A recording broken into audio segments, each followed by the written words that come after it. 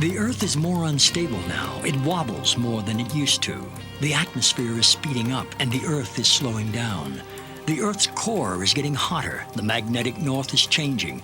The sun is more active and older than we once thought.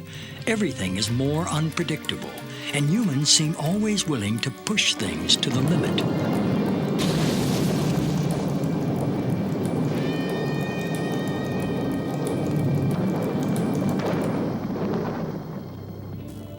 The late Carl Sagan said, "We've arranged a global civilization in which most crucial elements profoundly depend on science and technology. We've also arranged things so that almost no one understands science or technology.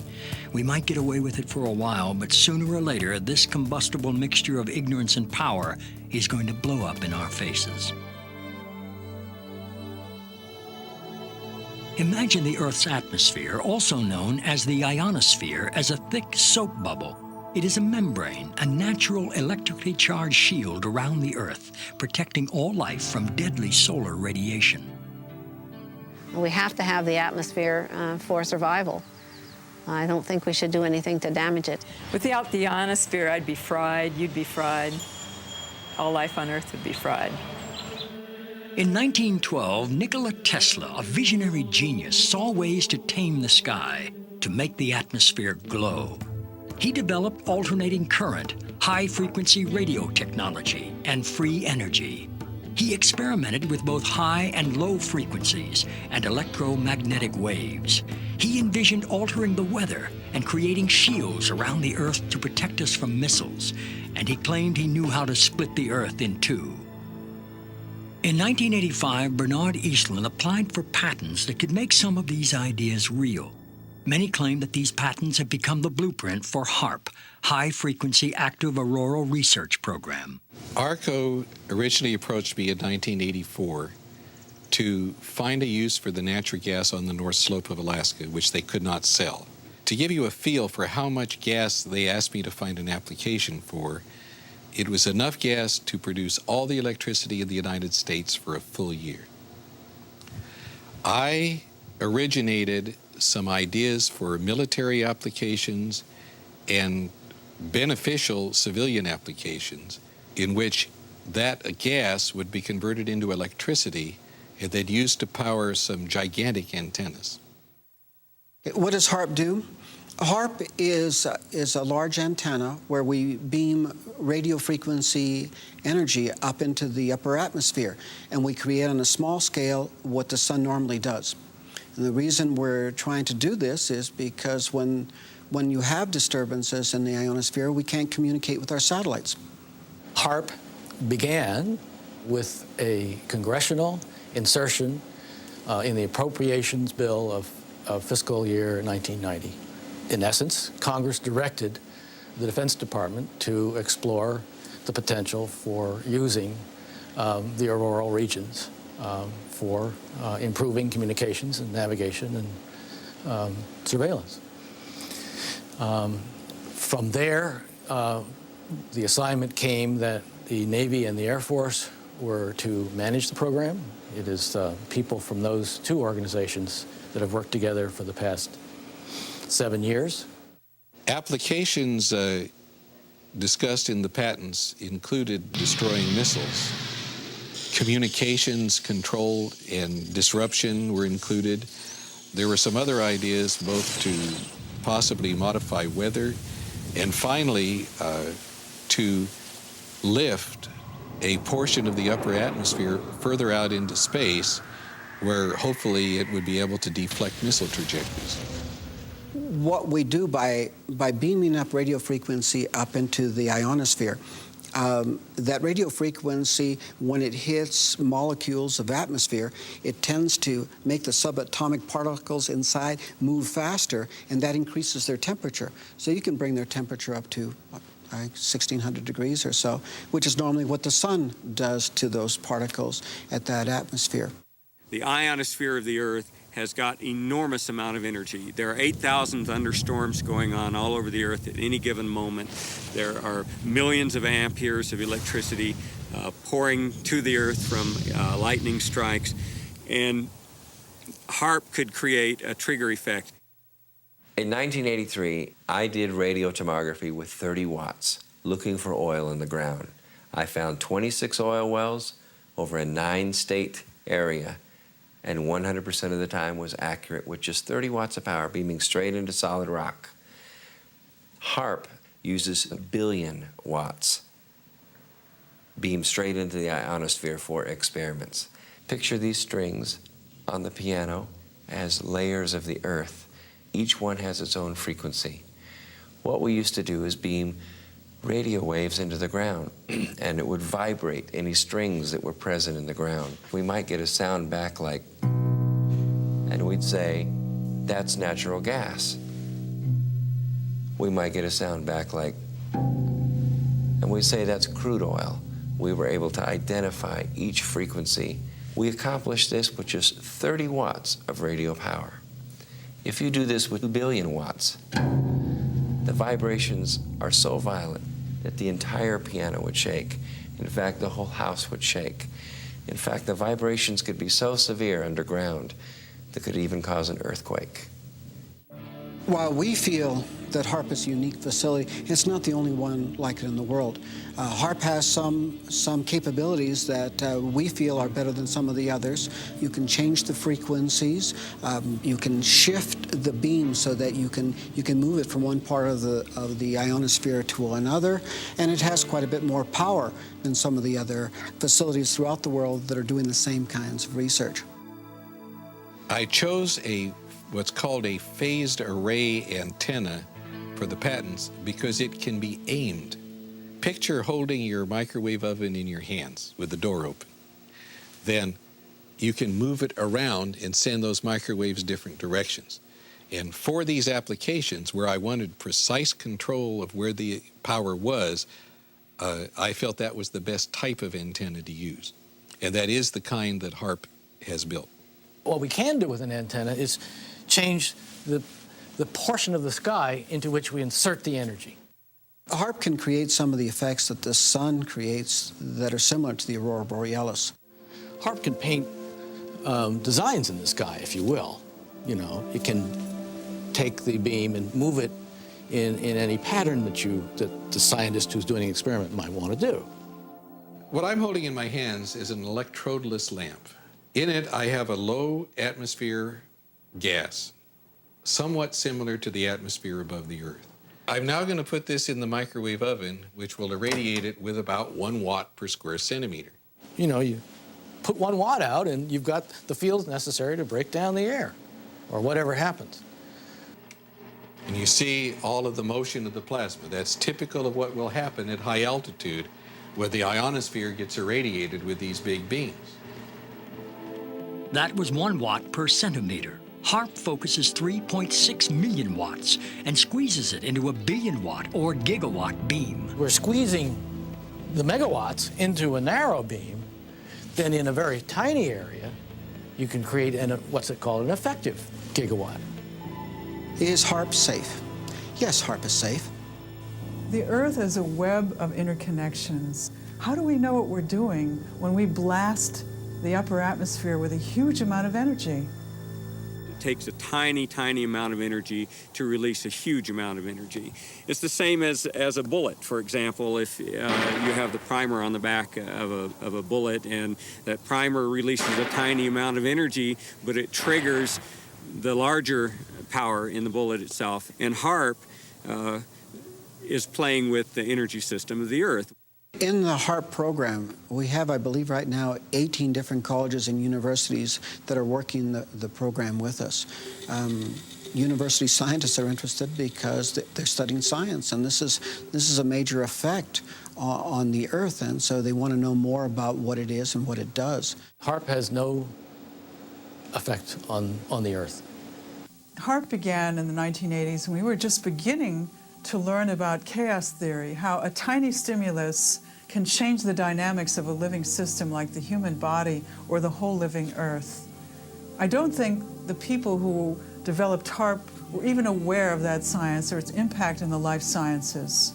Today, our knowledge is much bigger about how tiny effects can drastically shift the health or well-being of a living thing. it is possible with a big beam to take a part of that upper atmosphere and push it out for it. What they're not paying any attention to is what's happening to the ionosphere while it's being held 80 miles out into space by this high energy beam. It's heating up. And all of the molecules in that ionosphere region are absorbing energy out of that radio beam. And if they pick the right frequency to push that plume out into space, that energy may discharge back out of the ionosphere, back down the radio beam, and strike the Earth. And it would be about 100 times the energy released out of a thunderbolt. And that's how much energy would be released. In certain applications, the military acknowledges that it can literally lift the ionosphere. And what they say is, it's not a problem, it's a short period of time. Yet, when you lift the ionosphere up, the lower atmosphere rushes in and fills that void, which changes localized weather patterns. HAARP papers say that they intend to lift up a part of the ionosphere, which creates a hole, and they say that it heals over quickly. But what happens if you create enough holes that it just can't quite take care of it fast enough? As far as creating a hole, to me, it's the analogy of you put your hand in water, and yeah, you're taking up space, but when you pull it out, it goes back together again. Same way the ionosphere would work. If the hole means that the neutral density has been somewhat modified, then if you want to call that a hole, maybe that's fine. The hole would be at least 30 miles long, half a mile deep, 50 to 60 miles above the Earth. I imagine there are hundreds of satellites that have interactions with the ionosphere. They're all doing their own local modification of the ionosphere. They're all creating their own holes. Satellites, rockets, space shuttle flights, not just HAARP, but many technologies out there in space are creating holes in heaven. As to this question of injecting more high-energy particles into the Earth's electrical system, the ionosphere is a dynamic system, ever moving, ever changing. I don't think anyone on this planet really knows the point where enough is enough. This was the planning document that really brought HAARP into being, and the absolute requirements ran from 1 gigawatt, which is 1 billion watts, all the way up to 10 billion watts of effective radiated power with a desired level of 100 billion watts. At its biggest size suggested, if you beamed it for an hour and a half, that would equal the energy in a hydrogen bomb. It's just a person's concept of what might possibly be done. Doesn't necessarily mean the government endorsed it or not. What's the power when it pulses? And I can't find that in any of the documents that I've looked at. If you have a very small battery, you can put it in a small pen light and turn it on and have for some time a little bit of light. You can take the exactly same battery and put it in your camera, and when you flash that camera, the light will blind you. The nature of radar and these electromagnetic supplies is they can usually be pulsed. So one very good question for people to ask is, what is the peak power of that antenna when it pulses at its full capability? Pulsing it doesn't matter. To make it bigger, all they'd have to do is add additional elements. In fact, the request for proposal specified a design that could be added onto. The first module is what's called a developmental prototype, and that's 48 antennas in a 6x8 array. What you're looking at is the HAARP site in Alaska, or at least about 1/5 of the HAARP site. When this is completed, you'll see about 180 of these poles. Together, those 180 poles make up one single antenna, designed along with these cross members and a wire mesh here to send all the information, all the radio frequency energy that is generated by these trailers up into the ionosphere. As they acknowledge in their papers when they say, we don't know what'll happen when we push it to the next level of effects. The military record explains it as phase 1 of a multi-phase project. It's going to get bigger, it's going to continue, and that's again why we're concerned. There's always a limit to everything, although we don't know exactly where that limit is. We are surrounded and bombarded by millions of megawatts of natural energy because the sun blows a solar wind which crashes towards the Earth. Since the Earth is a giant magnet, the magnetic field called the magnetosphere protects us. HAARP's original patents were designed to distort or alter the magnetosphere. It's interesting to compare humans and the Earth. The Earth has a magnetic field. Humans actually generate a magnetic field too, especially in our hearts and brains. Every cell in our body has a powerful magnetic substance called magnetite, which responds sensitively to magnetic fields in our environment. If HAARP is altering the magnetosphere, which is the magnetic field of the Earth and all around it, surely this will have an effect on our health and on our physiology. HAARP's combined antennae generate a focused billion-watt high-frequency radio beam, which penetrates the lower ionosphere and interacts with the currents of the auroral electrojet. During this modification, this pulsing beam stimulates the ionosphere, creating ELF waves which can move great distances through the lower atmosphere and penetrate into the Earth to find missile silos, underground tunnels, and communicate with hidden submarines. There's a current flowing through here called the auroral electrojet. You deposit energy in there, you're changing the medium, okay, and you're changing the current, and you're generating ELF and VLF waves. In simple terms, the electrojet is a river of electricity high above us. And a paper that I've read recently adds to the indications that they intend to cause it to dip down closer to the Earth so it can be tapped for a huge electrical power generating station, which is insanity because they don't know what they're dealing with. They're dealing with the planet's electrical system. The electrojet affects global weather. Sometimes during a magnetic storm, for instance, it touches the Earth. It can knock out telephone cables and power grids. What HAARP is capable of doing is to modify the electrojet. By modifying the electrojet, that current in the ionosphere, it has a capability of generating low-frequency waves. What essentially the system does, it's different, is instead of the radio frequency energy dissipating as it goes up from the antenna array, it's actually focused. And the larger the antenna array, the higher they can focus the energy. And once they get the energy up into the ionosphere, depending on what they want to do, they can create a secondary frequency causing the ionosphere to vibrate, sending that signal back down to the Earth. And what that essentially does is allow them the ability to communicate at very high data rates with submarines, also allows for the possibility of Earth penetrating tomography, or in the vernacular would be like X-raying the Earth or looking into the Earth several kilometers deep. I heard one of the scientists point out they can make these ELF waves penetrate the Earth and get an image when that comes back. When I did this in '85, that kind of capability did not exist. We, in fact, are doing experiments, or plan to do experiments, to see if we can detect tunnels underground. There is a way of being able to use this type of technology to be able to look for minerals that can be just below the surface of the Earth. Oil, gas, different types of ore. HAARP can be used to explore oils or gold mine and the like. Basically because the signal, low-frequency signal, can penetrate deeper into the Earth or the water or the ocean than the high-frequency signal. But this same kind of signals in the same frequency range, can affect human mood. The human brain operates on very low frequencies. For example, when we're thinking, actively, we're generating about 13, 14 cycles per second. When we're meditating, we're generating 8 cycles per second. And when we're asleep, the brain waves are running at about 4 cycles per second. And HAARP is capable of generating all of these frequencies. These kinds of signals can control the human brain. And if you can control these frequencies and multiples of these frequencies and various combinations, you can control all kinds of emotions. You can generate happiness, you could generate sadness, you can generate any mood you want.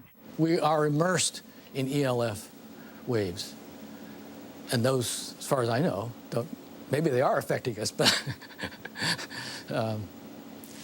But these waves are minuscule compared to those. You know, the issue of ELF, extremely low frequencies affecting mental states of individuals, is not new. It goes back to Yale University and the work of Jose Delgado, which is well recognized in the literature. He started first using implants in the brain. He then used radio frequency with implants, and eventually he found that energy at 1/50th of what the Earth naturally produces could, in fact, in certain frequency ranges, trigger huge mood swings. I know the physical effect, but not the biological effect. It's a different area.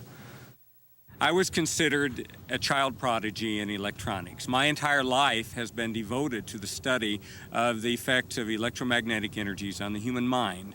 When I was 13 years old, I invented a device that transmits sound to the human brain using electromagnetic waves. So this is my field. I've been studying this field for over 40 years.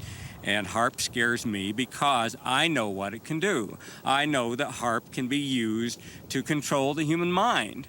I'm not sure that the people involved with HAARP are aware that humans are made up of energy, that the energy fields of Earth and humans are closely aligned. I don't even understand what you mean by energy. Humans are made up of energy. What does that mean? Humans are like balls of energy. We're made up of electricity and magnetic energy, just like the Earth. Are humans made up of energy? Well, what do they say? We're 90% water, but the rest of it is an electrochemical, and that's a form of energy, yes. All living things are exquisitely sensitive to some of the lowest levels of energy. We just couldn't imagine this. And it's been the subject of hot debate. How can life be so sensitive to the tiniest amounts of energy? But because this is how we are bioregulated, by virtue of tiny energy transactions within our body and also coming from the Earth, this is indeed the case. There are many different electromagnetic projects and technologies out there that are affecting our health today. This document from Maxwell Air Force Base lays out the use of electromagnetic weapons technologies for debilitating human beings. Using electromagnetic warfare against human beings, you can cause disease, you can cause hysteria, or you can cause passivity for population control. Extremely low frequencies affect us because they are the same frequencies that our brains output. And when they're in the environment around us, our brains try to entrain to them. So our brains try to mimic those signals. And if those signals are not good ones for our behavior, then we can fall apart. We can behave differently, we could get sick, we could feel very stressed and not know why. Once in a while when you have a power outage, most people can identify the fact that they have a release of tension. The minute the electricity goes out, they feel an inner relaxation, a tension release, and when the power goes back on, the tension returns. So this is something that most of us can feel. Everyone has a certain sensitivity to electromagnetic waves. It's just that some people are more sensitive than others. The symptoms that I discovered in my research caused by electromagnetic frequencies are anxiety, depression, diarrhea, dizziness, extreme fatigue, headaches, lightheadedness, mood swings, nausea, nighttime increase in urination, pulse rate, a sudden increase, shortness of breath, tingling, prickling feeling of the skin, vertigo, nosebleeds, blood pressure increase, and body tremors. You can also cause cancer. You can disrupt the genetic structure of our cells. You can cause long-term damage in terms of mutagenic damage over generations, or you can cause very short-term damage, and you can actually cause somebody to just have their cells fall apart and hemorrhage to death. I found from people who were writing me and calling me from all over the country that they were suffering from either one or all of these same symptoms, and every single one of them lived close by to a transmitter. You know this from HAARP to GWIN to these towers that are all over the United States now. GWEN stands for Ground Wave Emergency Network. In nuclear attack, the ionosphere would be essentially destroyed by air bursts of nuclear weapons, and there wouldn't be any reflection, and all communication links would go out.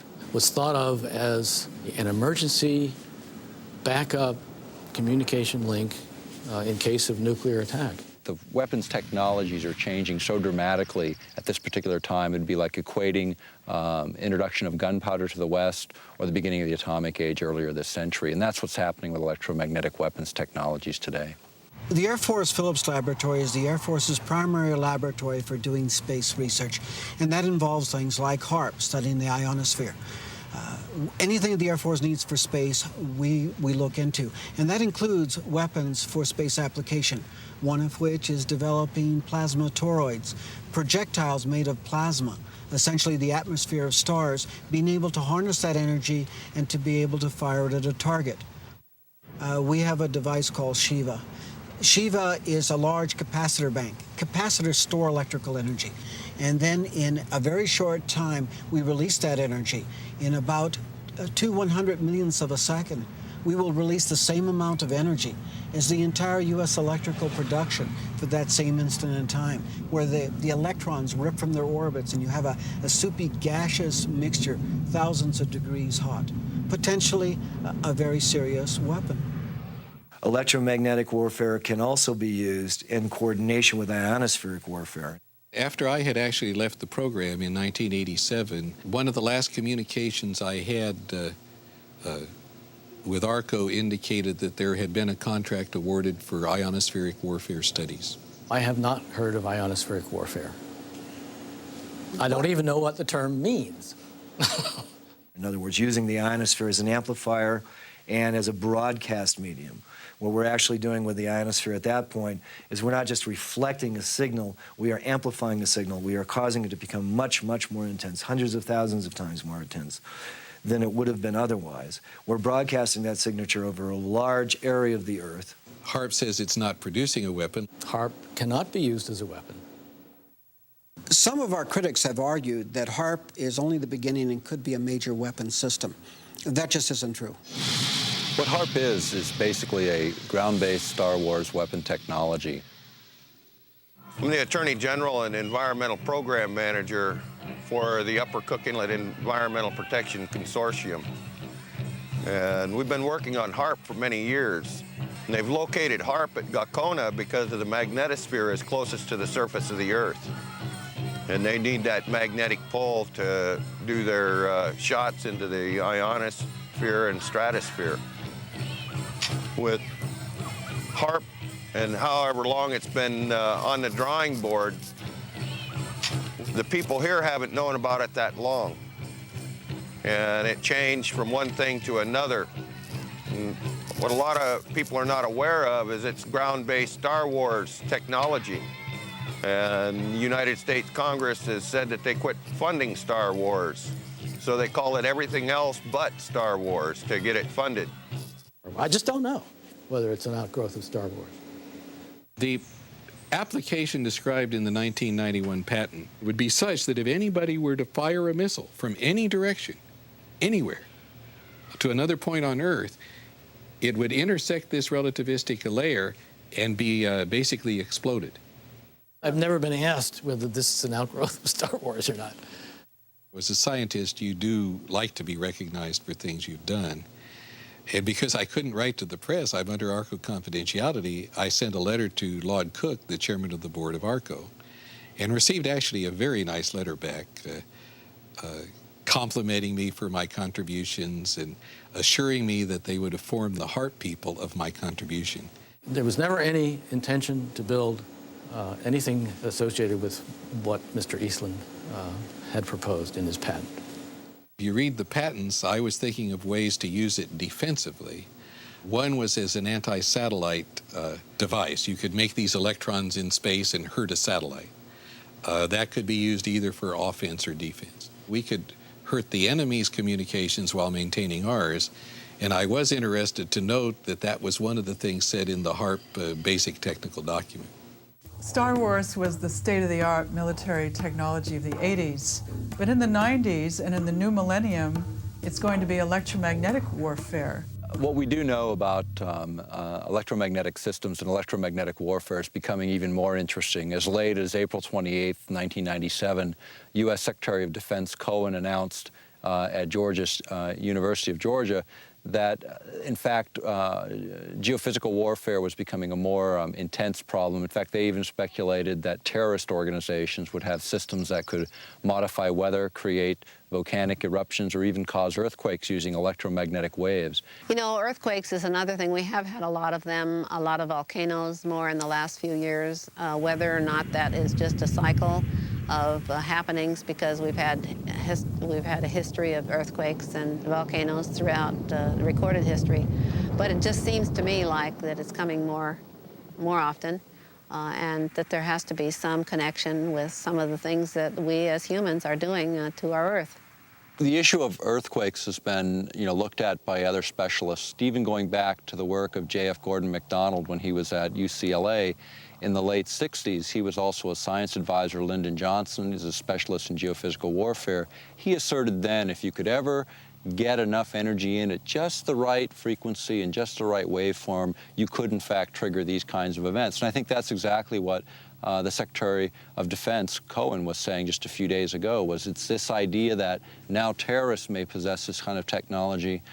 It's obvious. I mean, if we're concerned that terrorists have it, we certainly do. Back in 1912, Nikola Tesla said it was possible to split the planet by combining the correct vibrations with the resonance of the planet itself. The idea of affecting weather for many people, it gets to the point where you say, well, can that even be real? And when you go back in time, even to 1976, the United States, along with over 60 other countries, signed an accord where we agreed to not use weather manipulation as a weapon of war. This is before biological and chemical treaties, before many of the nuclear disarmament treaties. And yet, that was such a big threat in '76. Has the science progressed? Certainly. We're in this sea of energy. We're in a sea of gases. We're in a sea of particles that are charged. And they're moving constantly, just like a current in the ocean, just like the wind in the atmosphere. This current forms. And you draw and you attract these particles. Well, Wilhelm Reich attracted these particles. He pointed it at the sky and he said, you want clouds to be built there? You got a drought? He would point the device at that place and clouds would form there.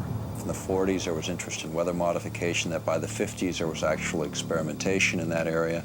By the 1960s, that area had advanced substantially. Well, there have been programs with salting clouds, salting things with silver iodide, and there's been some experiments where people from airplanes threw chaff out, the little pieces of metal, and tried to get those to absorb power.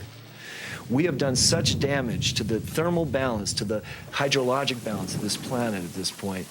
We are seeing more and more disasters. You have to watch the news. You have to notice these things. You can't just take Prozac and forget about it, and the next day you see the whole Ohio River Valley was just flooded. Billions of dollars of damage. Thousands and thousands, tens of thousands of people left without homes. And they actually say that they can make weather. Well, tell me, have you noticed any good weather here lately? The thing that people don't take into account is we are changing the entire density of our atmosphere, the viscosity of the atmosphere's ability to flow and be fluid, to be freely flowing. We're changing that. Today we have a number of technologies, not just HAARP, but satellites and other ionosphere heaters placed in strategic locations all over the world that can create the disruptions in lightning. Here's a paper that was recently unearthed that talks about creating what's called a highly ionized column up through the atmosphere. It might trigger lightning if lightning was ready to occur, and suddenly this conductor was thrust in the middle of, into the situation, then yeah, it could. If you beam this radio wave into the ionosphere and you continually charge it up, not only are you sending energy into the ionosphere, but you're providing a path for energy to come back down out of the ionosphere. In other words, they can create a massive discharge of lightning, bigger than anything we've ever seen on this planet. And if you aim the beam at the down, and it happens to be in a region where there's a lot of charge, you can initiate a discharge in that area, perhaps. Once a solar tap is formed and the ionosphere actually discharges, the electrons and energy will come from all over the ionosphere to that one point, and it will strike the ground in a bolt that is 100 times greater than any lightning bolt imaginable. And it will not just strike one time. It will strike 30 to 40 times a second until there are not any longer electrons or energy to flow from the ionosphere through that tap to ground. But when it strikes the ground, it will vaporize the ground, the water, or whatever it happens to hit. Kind of like 3 or 4 Mount St. Helens volcanoes going off each second that bolt discharges. Now, admittedly, that's kind of far-fetched, but whenever you're doing experimentation and you're taking risks with large amounts of energy, you must responsibly look at the worst-case scenario. And that could be the worst-case scenario. Well, you know, everyone has to remember that the Earth is a living organism, a lot of living organisms, and things change. To not change is dead. And I believe that we are all electrically connected, and so when you start playing around with electricity, you're going to affect everything. And so I think we need to be very careful as to what we do, especially affecting humans, animals, and other life forms. Well, animals and birds are incredibly sensitive to electromagnetic energies. HAARP will not affect animals or birds. That's in the environmental impact statement. What I've heard about HAARP is that it can punch a hole through the atmosphere if they wanted to, and that it could disturb the migratory bird pattern. It'll mess with like traditional village life who depend on the birds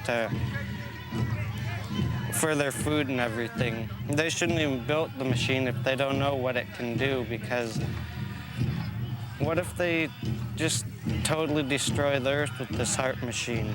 What are they going to think then? I think the biggest thing that scares me is that they don't know what they're doing. They're just trying it out. We don't know the results, and that's why we experiment. When people say they've never done this before, there's a lot of experiments that haven't been done. That doesn't mean we should get up and do them.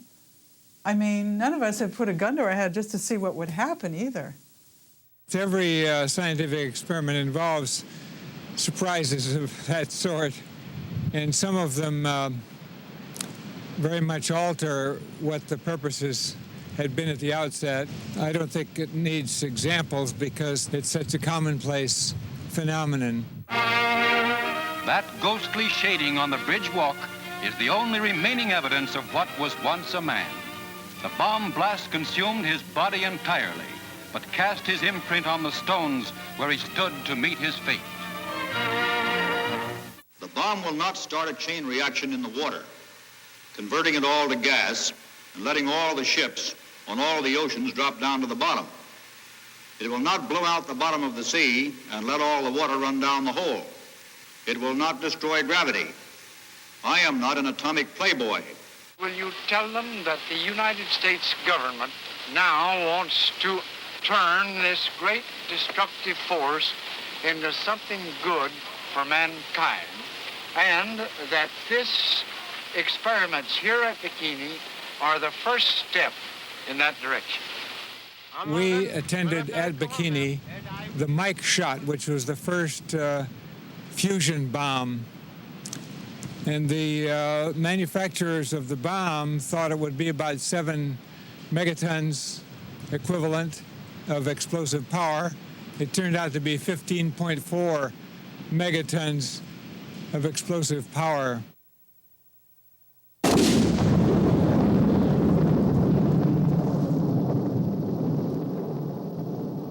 Their island was much more contaminated than had been presumed, and the radiation from that weapon contaminated the ocean. It's just like with DDT, remember? We were told that that wasn't harmful, and they drove through the streets and actually sprayed DDT from trucks on school children while they were eating lunch. Is HAARP 100% safe? I don't think I would categorize any radio transmitting system as 100% safe. We have made it as safe as we can. We have followed all the standards. that are applicable. There are no standards because we have no intimate knowledge of how Earth and life work together. Many times we've experimented on various different things and that it didn't turn out the way we expected it to. It can get as big as what's been determined to be safe in the environmental impact statement. It can't go any bigger than that. The environmental impact statement was funded by the Air Force and the Navy, the people that are running the program. When you look at the Earth itself, you think about the Earth and how it releases energy naturally. You can look at earthquakes, and what we know about them over 30 years is they're increasing in depth, frequency, and magnitude. You can look at weather patterns. And what everyone knows, at least in this country and most of the world now, is weather patterns are going through dramatic shifts that are blamed on any number of factors. And you can also look at tidal heights in the North Sea, which have been steadily rising over a 30-year period as it's been charted. All of that indicates releases of energy. And then in the midst of this natural releases of energy, we're going to inject billions of watts of power into the magnetic lines of force. What this will do, they don't really know because they've never been at these power thresholds before. Safety is the main consideration here. Aircraft safety, radio frequency safety. The environmental impact statement is the governing document, and anybody that has an environmental concern that we have not addressed in this should come to us and let us know about it. There's no independent scientific committee looking at this outside of the military. There's no physiologists or bioscientists involved in this project from the military looking at those bioeffects. We think it's a narrowly focused program in the sense that the bulk of it is military-driven. That's what's driving the budgets, and that's what's driving the program. The military research is one line of work, and I would say the medical research is another line of work, and for most part, these two groups are not talking to one another. There are a number of scientists like myself who are concerned about this, who are in fear of what HAARP could do to the planet. Not only mind control, but weather changes, possible earth changes, earthquakes, things like that. And we all need to band together. We need to contact each other over the internet. We need to lead a discussion on this, and scientists need to contact their government representatives and tell them what they feel about this. Our critics have talked about HAARP and some of the problems they perceive. If anyone, any group, individuals, whatever, were concerned, they're welcome to tour the site. They're welcome to put together an independent team of their experts to come onto the site and to review what it is we're doing. We have absolutely nothing to hide. We need to bring in people from all walks of life to study the possible consequences of this technology. We don't know the effects. I don't think we should move blindly forward and just do these experiments. We were recently invited to Brussels to speak to a group of parliamentarians in an organization called Global International. And we were able to present HAARP as an issue to over 60 parliamentarians from 40 countries. And what was important is it really was the first time many of these folks had heard much about this project. But I can tell you that the international interest has been growing. The scientific community is starting to wake up to the issue. And what we're seeing is more people willing to go forward and speak out. I'm concerned that the people who understand that all life is interconnected aren't the people that are making the decisions about these experiments on our ionosphere. What air I breathe, everybody else breathes. Water and air and the land, our life. Let's do what we have to do to protect it. As living systems, we're open systems, and we can't draw the line between where our boundary stops and where the boundary of the non-living domain begins. The Earth is a living organism. It's not something that's really outside of us. It's really an intimate part of who we are. And when we destroy it, we destroy ourselves. I have always asked that if anybody has a problem, come and let us see what the problem is. And if it's something we haven't addressed that we should have, of course we'll address it. The problem with government and the people right now is that people don't trust the government, and they have good cause not to, because so many times over the years they've not told them the truth. Well, the planet's electrical system is not there for us to exploit for Department of Defense purposes. It's there as a part of a whole beautiful, harmonious, interconnected system that supports all life on this planet. And we don't know everything that there is to know about it.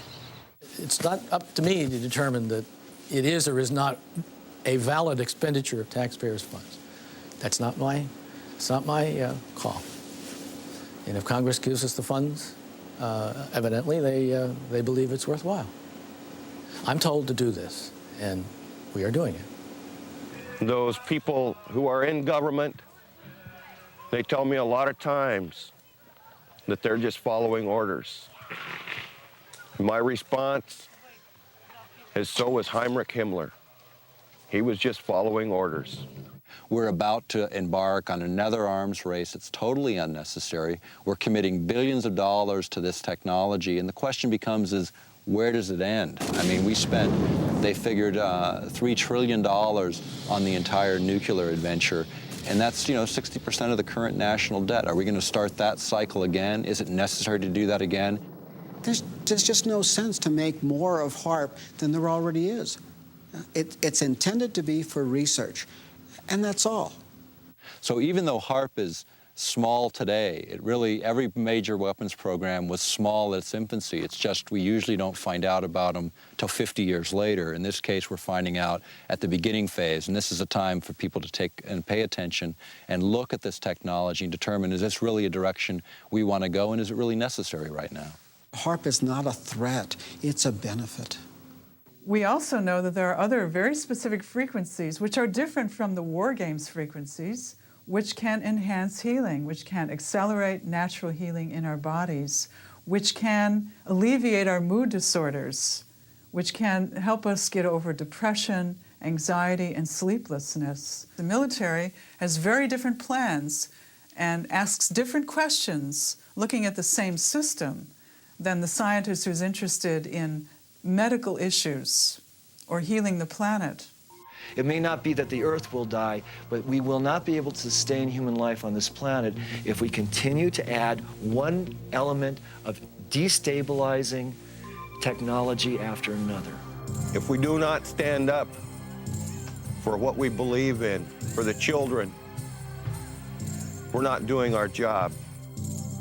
Perhaps true wisdom lies in knowing our limitations and that even the laws of nature are uncertain. In view of these technologies, we're left to wonder, do these experiments jeopardize our long-term survival?